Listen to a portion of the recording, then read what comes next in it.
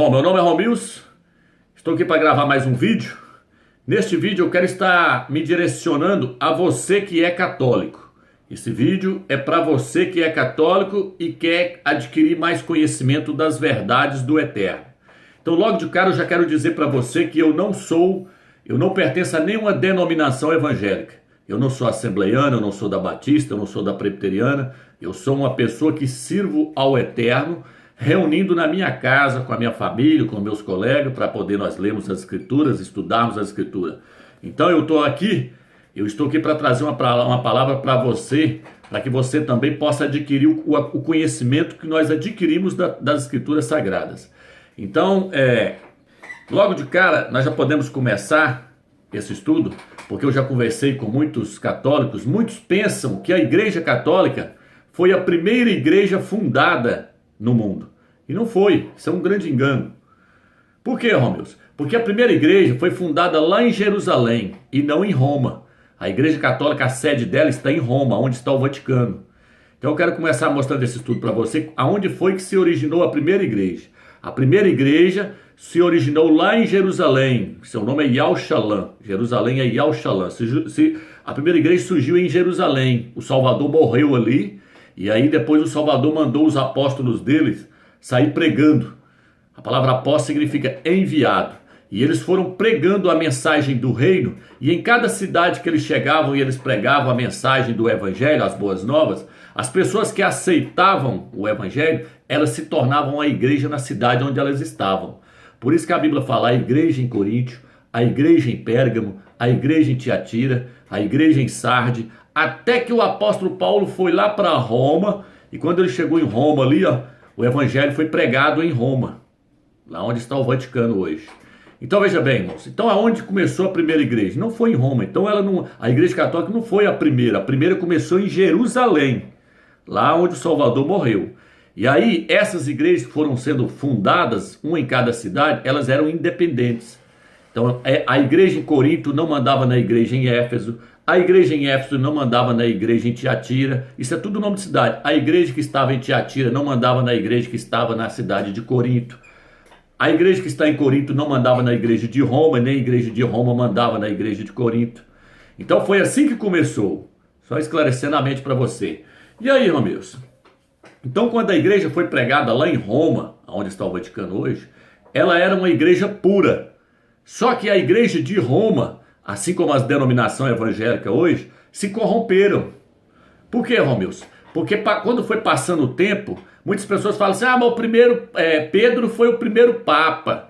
Pedro foi o primeiro papa e ele foi o fundador da igreja. O Salvador disse, sobre essa pedra edificarei a minha igreja. Isso está aqui no livro de Mateus, capítulo 17, versículo 18. Também eu te digo que tu és Pedro, e sobre esta pedra edificarei a minha igreja, e as portas do inferno não prevalecerão contra ela.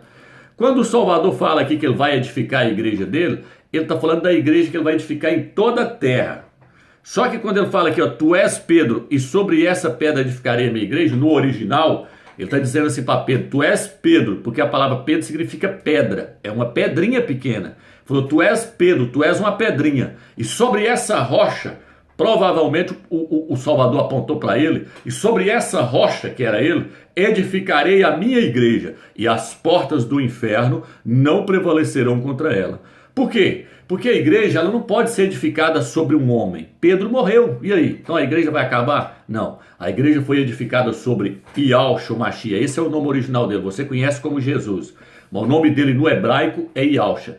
Então a igreja foi edificada sobre o Salvador, sobre o Filho do Eterno. Ele é a rocha. Ele diz que existe dois tipos de pessoas, aqueles que edificam a sua casa sobre a areia e aquele que edifica sobre a rocha. E quando vem o vendaval, vem as enchentes, somente a casa que está edificada sobre a rocha é que prevalece. Que rocha é essa, Romilson? É o Filho do Eterno. Aonde está escrito isso, Romilson? Nós podemos ver isso escrito aqui, Efésios capítulo 2, versículo 20. Fala que os apóstolos saíam pregando, né? E aqui o texto diz, edificados sobre o fundamento dos apóstolos. Qual que é o fundamento dos apóstolos, Romilson? Yahusha, o Mashiach, o Filho do Eterno. Se você ler o livro de 1 Coríntios, capítulo 3, versículo 10, você vai ver lá que o apóstolo Paulo, ele fala assim, ninguém pode pôr outro fundamento além daquele que já está colocado, o qual é o Filho do Eterno. Então veja bem, qual que é o fundamento então da igreja, meu Deus? É Pedro? Não, não é Pedro, é o Filho do Eterno. O Eterno colocou o seu Filho como fundamento. Fundamento, já viu o que é o fundamento num prédio? Primeiro tem que se fazer uma base bem forte, aquela base é o fundamento de um prédio, para depois levantar ele. Esse fundamento tem que ser muito forte para aguentar. Então, o fundamento que a igreja está edificada sobre ele é o Filho do Eterno. Isso está no livro de 1 Coríntios, capítulo 3, versículo 10. Só que ninguém pode pôr outro fundamento além daquele que o Eterno já colocou, o qual é o seu Filho. Então, não é, a igreja não está edificada sobre Pedro. Pedro não edificou, o Salvador não edificou a igreja sobre ele. Então, quando o Salvador falou, tu és Pedro, ele estava falando, tu és uma pedrinha. E sobre essa rocha edificaria a igreja. A rocha é o Machia. A Bíblia diz que ele é a rocha de escândalo, que muitos iriam tropeçar nele. Então, existem várias passagens que se referem ao Filho do Eterno como sendo a rocha sobre a qual a igreja está edificada. Mas e aí, Romilson? Você que é católico, você pode perguntar, mas e aí, Romilson? Pedro foi o primeiro Papa? Não, Pedro não foi o primeiro Papa. Eu posso ler aqui a Bíblia para você ver. A palavra Papa, ou a palavra Padre, significa Pai. E a Bíblia diz, não chameis ninguém de Pai sobre a terra, porque um só é o vosso Pai, o Eterno. Quando a Bíblia fala para nós não chamar ninguém de Pai sobre a terra, aqui o Eterno está se referindo no sentido espiritual. No sentido espiritual, você só pode chamar de Pai o Eterno. Ele é o nosso Pai espiritual. Agora, no sentido carnal, aqui na terra, homens feitos de carne, você não pode chamar ninguém de Pai, a não ser o seu Pai terreno. Então você não pode chamar um padre, porque ele exerce funções espirituais. Você não pode chamar ele de padre nem de papa. Tá entendendo? A palavra papa significa Pai Eterno. Olha para você ver, então que a coisa é séria. Então eu não estou aqui para afrontar a sua religião. Estou aqui para trazer para você a verdade do Eterno. E não quero que você confie em mim, não. Quero que você vá lá e pesquise o que eu estou te falando. Então a palavra papa significa Pai Eterno. E Pai Eterno é só um, só o Eterno. Só ele que é o Pai Eterno. Então no livro de 1 Pedro, muitas pessoas falam, eu aprendi que Pedro foi o primeiro Papa. Não, Pedro não foi, Pedro não era Papa. Vou estar te mostrando aqui, 1 Pedro capítulo 5, versículo 1, olha o que o texto diz. Ele diz assim, aos presbíteros, aos anciãos, isso aqui é Pedro falando, aos anciãos que estão entre vós, exorto eu, que sou ancião como eles, testemunha dos sofrimentos do Machia. Então ele virou e falou assim, aos anciãos, aos presbíteros, aos anciãos, exorto eu, que sou ancião como eles. Então ele não era papa, ele era um ancião, ele era um presbítero da igreja. Ele era apóstolo e presbítero. Ele não teve esse título de papa. Esse título eu vou te mostrar aqui mais na frente, aqui, vou pegar um livro aqui que eu tenho todas as datas, quando surgiu esses dogmas. Você vai ver que esse título de papa ele surgiu bem depois na frente. O Papa, ele carrega um título assim na roupa dele, assim, que é Vigário General Deus em Terra, que significa substituto geral de Deus na Terra. Isso é uma blasfêmia, porque ninguém na Terra pode substituir o Eterno, entendeu? Ninguém pode substituir o Eterno na Terra. Não tem como substituir o Eterno na Terra. Nós somos homens, somos pecadores. E ele leva na sua roupa, Vigários General Deus em Terra, substituto geral de Deus na Terra. Ele leva na sua boina assim, Vigários Filhos Dei, substituto do Filho de Deus. Entendeu? Então isso é blasfêmia. Um homem aqui na terra não pode substituir o Filho do Eterno também. Nós somos falhos. A Bíblia diz que nós somos o corpo. E o Salvador é o cabeça do corpo. Então quem comanda o corpo é o cabeça, é o Filho do Eterno. Nós temos que obrigação, prestar atenção nele, no que ele está falando. No que o Filho do Eterno, no que o Eterno está passando para nós através do seu Filho. Então o Papa, ele carrega todos esses títulos. Isso são títulos de blasfêmia. Tá entendendo? Então Pedro, fica aqui, nunca foi Papa. Pedro foi um apóstolo e ele foi um presbítero, um ancião. Vamos lá, Romilson, mas e aí os evangélicos, eles falam mal de Maria. Você sabe por que os evangélicos falam mal de Maria? Porque eles não têm sabedoria. São pessoas, a maioria são pessoas arrogantes, que não têm conhecimento algum da Escritura, que sabe falar, Maria não está com nada, Maria foi isso, Maria aquilo, que Maria o quê? Isso aqui não tem isso não, Maria não está com nada. Não é assim não, meu irmão, não é assim não, não é assim não. Nós devemos respeitar a pessoa de Maria. Maria foi uma mulher santa. Maria foi uma mulher santa, digno de todo o nosso respeito. E todas as mulheres têm que seguir o exemplo de Maria. Todas as mulheres têm que seguir o exemplo de Maria. Eu dei aula na escola dominical na Assembleia de Deus durante 10 anos. Quase 10 anos. Mas eu sempre ensinei isso lá e por isso que eu saí de lá, porque é muita coisa errada e as pessoas pregam tudo errado, não sabem nem chegar numa pessoa que é católica para poder ter uma conversa com ela, franco, porque tá com a mente bitolada, então não sabe nem conversar com as pessoas, já chega agredindo a fé das pessoas e falando que Maria não tá com nada, que é isso, aquilo. Não, não é bem assim não, meu irmão. Pera aí. Maria foi uma pessoa santa. Maria foi santa. É tanto que ela não é qualquer um. O Eterno escolheu ela no meio de milhares de mulheres para ser a mãe do Salvador. Então o Eterno escolheu qualquer mulher, não. Ele escolheu uma mulher santa. Maria era uma mulher santa e virgem. Então é por isso que o Eterno escolheu ela. Ela era uma mulher que tinha temor no Eterno. Então a pessoa tem que parar e refletir. Não é sair falando mal da pessoa de Maria, igual muitos evangélicos saem fazendo aí, não.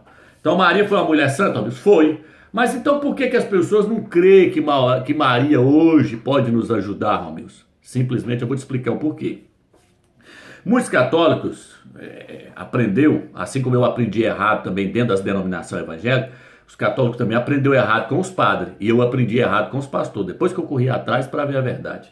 Então Maria, ela não pode ajudar nós hoje. Por quê, Romilson? Porque ela fez para ela ganhou a salvação dela, ela deixou um exemplo bom na terra, ela ganhou a salvação dela, entendeu? É tanto que lá fala que ela foi bem-aventurada, o anjo apareceu para ela e falou, tu és bem-aventurado, porque ela ia dar luz ao Salvador. Mas ela hoje não pode nos ajudar. Por quê, Romilson? Porque a Bíblia nos mostra que o Salvador, o Filho do Eterno, foi colocado como o único mediador entre ele e os homens. Aonde está isso, Romilson? Está no livro de Timóteo, capítulo 2, versículo 4 e 5, diz assim, ó. Pois a vontade do Eterno é que todo tipo de homem seja salvo e chegue ao conhecimento exato da verdade. De que há um só Criador, o Eterno, né? E um só mediador entre o Criador e os homens. Na sua Bíblia está Jesus Cristo, o homem. Na Bíblia hebraica está Yahusha, o homem, porque esse é o nome dele na Bíblia hebraica. Que se deu em resgate por todo. Então, o Filho do Eterno, ele é a ponte que liga o homem ao Pai dele. O Eterno só aceita ele como o único mediador. O Eterno não aceita mais nenhuma outra pessoa. Então, o catolicismo romano comete falha nesse ponto aí, porque o catolicismo romano coloca os santos, vários santos, para poder interceder. Vamos pedir para Santo Antônio, para São João, para santo tal, para santo fulano de tal, para Maria, para interceder por nós. Não, a Bíblia é bem clara, ela fala, só existe um intercessor. Por que o Filho do Eterno é intercessor, Romilson? Porque o Filho do Eterno, quando ele foi para a glória, que ele foi glorificado, ele se tornou onipresente. O Filho do Eterno, ele pode ouvir a oração de todas as pessoas no mundo inteiro ao mesmo tempo.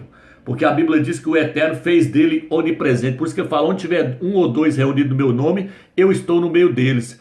E Maria, João, Pedro, os apóstolos, foram pessoas santas, homens? Foram, mas eles não têm esse poder de ouvir todas as orações ao mesmo tempo. Só o Filho do Eterno, só a ele foi dado esse poder de se tornar onipresente, de estar em todos os lugares ao mesmo tempo. Então espero que você esteja entendendo. Não estou aqui para afrontar a sua fé, estou aqui para trazer esclarecimento para você. Então Maria, ela não pode ouvir as nossas orações. E por que ela também não pode ouvir as nossas orações, meu Deus? Porque o espírito dela está lá no paraíso. Maria ainda não está bem na presença do Salvador, do lado dele. Não, ainda não. Por quê, homem? Porque no livro de Hebreus fala assim, o espírito dos justos, aperfeiçoados, que chegaram à perfeição. No livro de Hebreus fala assim, porque aqueles que morreram não vão chegar à sua plenitude, na sua perfeição máxima, sem nós. Por quê? Porque só vai estar na presença do Mashiach, do lado dele, em volta dele, depois que nós fomos ressuscitados e receber o corpo de glória.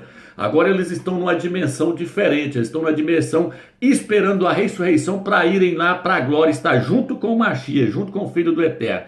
Então Maria ainda não está do lado do Salvador ainda.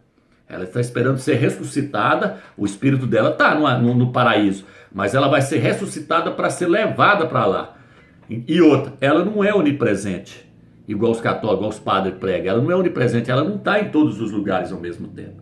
Então é por isso que a Bíblia fala que só existe um intercessor, um mediador. O Filho do Eterno é a ponte que leva nós até o Pai. Se eu tentar colocar outra pessoa como intercessor, eu estou afrontando o próprio Eterno. Porque o Eterno não aceita outro intercessor. O filho dele, tem muitas pessoas que falam assim, a Maria foi concebida sem pecado. Não, isso é um grande engano, meu irmão. Maria, ela era santa, é uma mulher santa, mas só que ela pecava também. Só que ela não pecava como as outras pessoas, ela era mais santa do que muitas pessoas. Mas ela também, ela tinha os seus pecados, ela tinha os seus defeitos. Entendeu? É tanto que no livro de Romanos fala assim que o Eterno olhou para a terra e não havia um justo sequer. O Eterno procurou um justo sobre a terra e disse que não havia um justo sequer. Todos tinham pecado. Porque o pecado ele é transferido de sangue, de pai para filho, de pai para filho. O salmista Davi disse assim, minha mãe me concebeu em pecado. O salmista Davi diz que nós já nascemos em pecado, porque o nosso sangue foi contaminado com o pecado. Agora o Filho do Eterno, por que ele veio sem pecado, irmão meus? Porque ele foi gerado no ventre de Maria, não através de uma relação sexual. Tá entendendo? Ele foi gerado no ventre de Maria pelo próprio Eterno, por isso que ele nasceu sem pecado. Então, o Salvador ele não herdou nem o sangue da mãe dele, nem do pai de José, não herdou o sangue deles, porque ele não veio de uma relação sexual, ele foi gerado pelo próprio Eterno. O Eterno colocou um embriãozinho lá dentro do ventre de Maria. Aí ele nasceu sem pecado. Ele é o único, até hoje, que veio na terra sem pecado, foi o Filho do Eterno. Então eu não estou aqui para afrontar a pessoa de Maria, pelo contrário, estou aqui para mostrar que ela foi uma pessoa digna de respeito, que as pessoas têm que respeitar ela. Só que os católicos não entendem que ela está nessa posição e que ela não pode ajudar ninguém, que ela fez para ela foi salva. Ela está lá, está salva. Foi uma mulher que deixou exemplo para muitas mulheres. Aqui no livro de Lucas, capítulo 11, versículo 27, então essa devoção exagerada com a pessoa de Maria é errôneo, irmão. Vou te mostrar aqui por que é errôneo.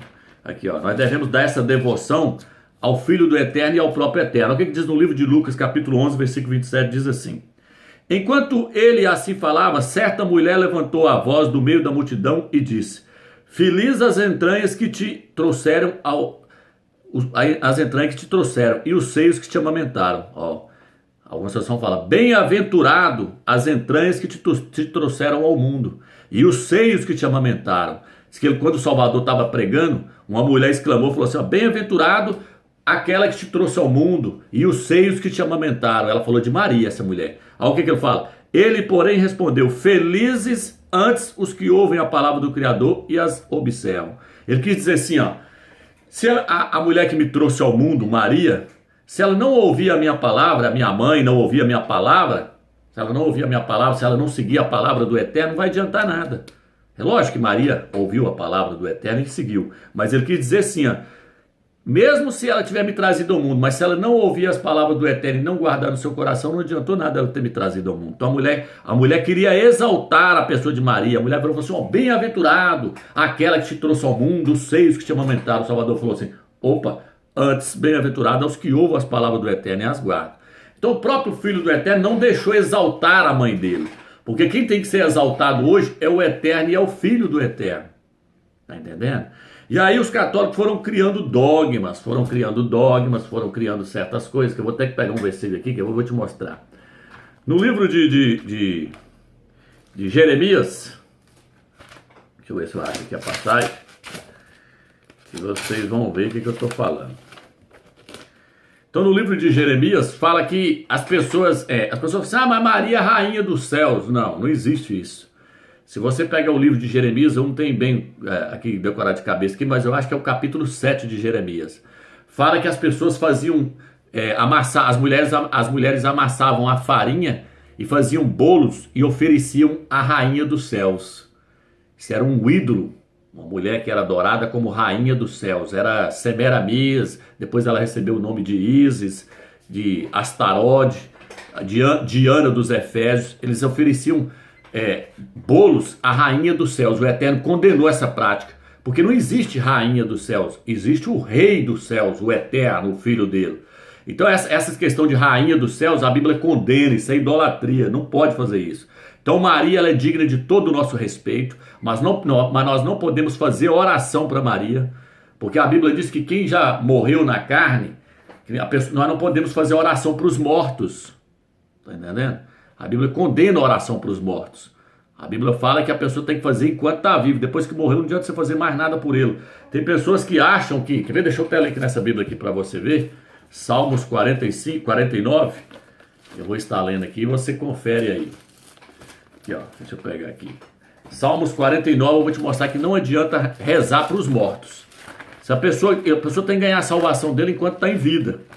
Depois que morreu, não adianta rezar para a pessoa mais. Então olha aqui, ó. Salmos 49, versículo 7 diz assim: ao irmão verdadeiramente ninguém o pode remir, nem pagar por ele o resgate, nem pagar por ele a Deus o seu resgate, pois a redenção da alma dele é caríssima e cessará a tentativa para sempre. Vou ler de novo. Ao irmão verdadeiramente ninguém o pode remir. Ninguém pode remir os pecados do outro. A pessoa tem que fazer por si hoje, pedir perdão eterno. Ela fala, nem pagar por ele a Deus o seu resgate, pois a redenção da alma deles é caríssima e cessaria a tentativa para sempre. Então não adianta ninguém querer fazer missa, pagar missa para poder o eterno perdoar aquela pessoa, para ela ganhar a salvação. Não. A pessoa já sai daqui com o seu destino. Se ela foi salva, se ela não foi. Se ela foi salva, ela vai para o paraíso. Se ela não foi salva, ela vai para o inferno. E aí ela está condenada. Então não adianta rezar para os mortos. A Bíblia fala que nós não devemos invocar os mortos. Isso é espiritismo, isso é do espiritismo, essa questão de ficar invocando os mortos. A Bíblia fala para nós que nós não podemos fazer essa prática. Então o catolicismo romano, nesse ponto, está totalmente errado. Tem pessoas, agora eu vou entrar nessa questão, que é uma questão muito delicada, que os católicos, quando vai conversar com os protestantes, acham ruim, essa questão das imagens de escultura. Ah, mas eu fiz uma imagem ali, é porque aquela imagem é como um retrato. Mas veja bem, a Bíblia não permite nós criarmos imagem de escultura, porque nós não conhecemos como é que foi. Uma que nós não sabemos qual foi a forma dos apóstolos, qual era a imagem deles, e nem qual é a imagem do Salvador. O Salvador, para começar, era moreno, ele era judeu, moreno. E hoje faz a imagem aí de Jesus, aí de um Jesus aí, dos olhos azuis, cabelão grande. A Bíblia fala que é desonroso para o homem usar cabelos compridos. No livro de Coríntios, o apóstolo Paulo fala assim, ó, o cabelo comprido para uma mulher é uma glória, mas o cabelo comprido para o homem é desonra. Então, se o cabelo comprido para o homem é desonra, como é que o Salvador tinha o cabelo comprido? Tá entendendo? É tudo enganação. Mas vamos lá. 2 Coríntios capítulo 7, olha o que diz.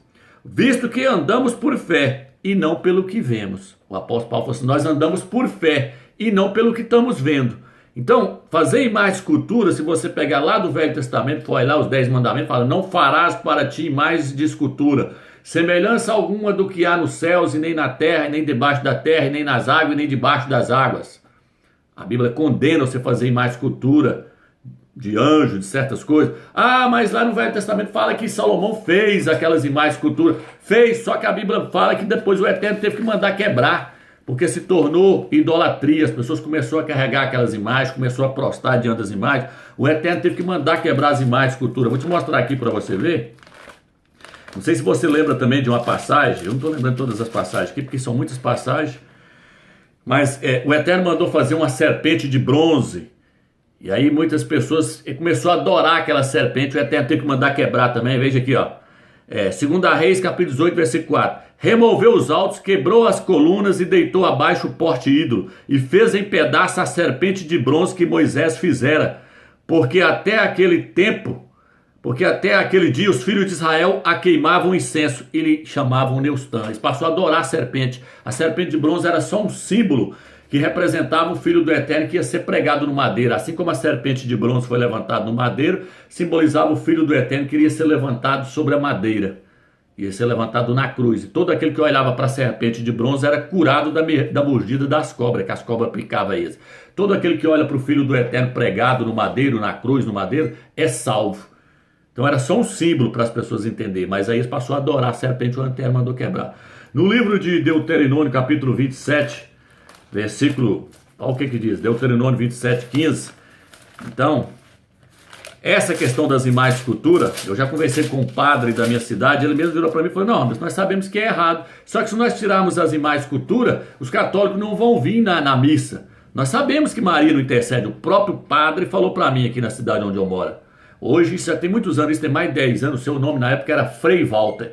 Ele falou para mim, não, Romilson, eu sei que as imagens de escultura é idolatria, mas se eu tirar as imagens de escultura daqui, os católicos não vão vir, entendeu? Então eles sabem, irmão. Olha aqui, ó. Deuteronômio capítulo 27, versículo 15. Maldito o homem que fizer uma imagem de escultura ou de fundição, abominável ao Criador, obra e artifício, e puser em um lugar E todo o povo responder amém. Maldito o homem que fizer uma imagem de escultura. No livro de Atos, capítulo 18, olha o que o texto diz. Olha o que o texto diz. Atos 18, versículo 24 diz assim. Atos 17, versículo 26. Ó, vou pegar o 24. Ó, para buscarem o Criador, se porventura tateando o possam achar, bem que não está longe de cada um de nós, pois nele vivemos, nos movemos e existimos, como alguns dos vossos poetas têm dito, porque dele também somos geração, sendo pois geração do Criador, não devemos pensar que a divindade, que o eterno, né? Que o eterno é semelhante ao ouro, à prata ou à pedra, trabalhados pela arte e imaginação do homem, ou não levam o Criador em conta os tempos da ignorância. Agora, porém, testifica aos homens que se arrependam. Então, veja bem, a Bíblia está dizendo que nós não devemos pensar que o eterno é semelhante ao ouro, à prata, ou à pedra, ou pau, trabalhados pela arte do homem. O homem vai lá, pega, faz uma imagem, escultura de ouro, de pedra, de pau, e começa a adorar aquilo. A Bíblia diz que nós não devemos pensar que nós podemos fazer uma imagem do eterno. O eterno não é para ser feito uma imagem dele. Por isso que o apóstolo Paulo diz que nós andamos por fé e não pelo que vemos. Nós andamos por fé e não pelo que vemos. Nós cremos que o eterno existe e pronto. Nós não temos que ter uma imagem do eterno para poder se apegar a ele. E nem imagem de santo, porque santo não intercede por ninguém. Então eu espero que você tenha entendido esse vídeo. Quando eu digo que o Pedro não foi o primeiro Papa, porque eles dizem que o Papa ele é infalível, ele não peca. O Papa é infalível. Não sei se você já ouviu falar isso, mas eles falam da infabilidade do Papa, que ele não peca. Pedro era falho. Olha o que diz no livro de Gálatas, capítulo 2, versículo 11 e 14. Fala que o apóstolo Paulo teve que repreender a Pedro, teve que repreender o apóstolo Pedro. O apóstolo Paulo chegou num lugar e disse que Pedro estava comendo junto com os judeus, junto com os gentios, que os judeus consideravam os gentios como imundo. Quem não era judeus, para eles era um imundo. E então Paulo chegou no lugar, Pedro estava comendo junto com os gentios, com pessoas que não eram judeus, e quando primeiro chegou Tiago e os judeus. Quando Tiago e os judeus chegou, Pedro viu os judeus chegando junto com eles, porque Pedro estava comendo junto com os gentios. Quando os judeus foram chegando junto com Tiago e Paulo, Pedro pegou e saiu de perto dos gentios e correu para o meio dos judeus. Querendo dizer assim, ó, tá, eu não estou no meio deles lá do gentio, porque eles são imundos. Aí Paulo pegou e chamou a atenção dele, e falou assim, Pedro, por acaso você não sabe que para o Mashiach agora, para o Salvador, não existe mais nacionalidade, que nós todo mundo somos um só? Que hipocrisia é essa sua aí? Quando nós chegou aqui, você estava comendo lá no meio dos gentios. Quando você viu nós, você correu para o meio dos judeus. Você é muito hipócrita, rapaz. Paulo chamou a atenção dele. Então Pedro, ele era um homem falho, igual a nós, era um homem pecador. Ele negou o Salvador 3 vezes. Tá entendendo? Então o Papa, eles falam a infabilidade do Papa. Não, o Papa é pecador. E é muito mais pecador do que todas as pessoas, porque o Papa sabe que não pode ter essas imagens de cultura e ele criou esses dogmas. Então eu vou ler aqui os dogmas e estou encerrando o vídeo para você. Se o vídeo der, aqui ó, quando começou tudo. Todos os dogmas. No ano 33, até o ano 196, nenhum período da história a igreja não aceitou nenhuma doutrina antibíblica. Mas aí depois foi corrompendo. No ano 197, Severino, bispo de Roma, começa um movimento herético contra tal, beleza. Vamos lá, deixa eu passar aqui mais para frente, que já vou pegar lá na frente para você entender. Aqui, ó. No ano 370, culto dos santos professados por Basílio de Cesareia e Gregório de Nazariano. Primeiro indício dos turbo, incensário, paramentos e altares nas igrejas. Uso esses entronizados pela influência dos pagãos convertidos. Aí começou a corromper tudo, foi introduzindo imagens, cultura dentro da igreja. No ano 400, oração pelos mortos e o sinal da cruz foi feito no ar. Começou a fazer-se o sinal da cruz.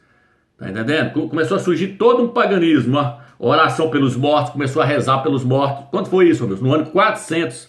Isso é dogma da igreja católica. Você pode olhar lá que tá lá os dogmas, quando começou tudo. No ano 400 é que começou a rezar pelos mortos. Então a igreja dos apóstolos não fazia isso. No ano 431, Maria é proclamada mãe de Deus. Tá vendo? É um erro gravíssimo, porque Maria não é mãe de Deus. Maria é mãe do Salvador, do Filho do Eterno. E ele é 100% homem. Ele não é Deus. Ele é 100% homem. Então Maria é mãe do Filho do Eterno e não mãe de Deus. Como é que a criatura vai ser mãe do Criador? No ano 593, o dogma do purgatório começou a ser ensinado, não se ensinava o purgatório. No ano 600, o latim passa a ser usado como língua oficial nas celebrações litúrgicas. No ano 609, começo histórico do papado, aí começou os títulos de papa, começou no ano 609. No ano 758, a confissão é introduzida na igreja por religiosos do Oriente. Começou a fazer confissão dos pecados, tem que confessar os pecados para os padres, sem que os padres não têm poder para perdoar pecado. Quem tem poder para perdoar pecado é só o Eterno. Só o Eterno e o seu Filho. Aqui diz, ano 789, o início do culto das imagens de relíquia. Começou a adorar as imagens de escultura no ano 789. Os caras falam, nós não adoramos, nós prostamos diante delas, presta reverência. Mas a Bíblia fala que não é nem para prostar. A Bíblia fala, maldito homem que prostar diante de uma imagem de escultura. No livro de Isaías 42 fala, eu sou Iau e não dou a minha glória às imagens de esculturas. Isaías 45, versículo 15, lá Isaías 44 fala, maldito homem que vai no mato e pega um pau e trabalha nele, faz uma imagem de escultura e coloca dentro de sua casa e todos dizem amém. Maldito homem que fizer isso, maldito homem que prostrar diante de um pau, de uma madeira, de uma imagem feita trabalhada pela mão dos homens. Então a Bíblia condena esse tipo de coisa. E isso começou lá atrás, ó.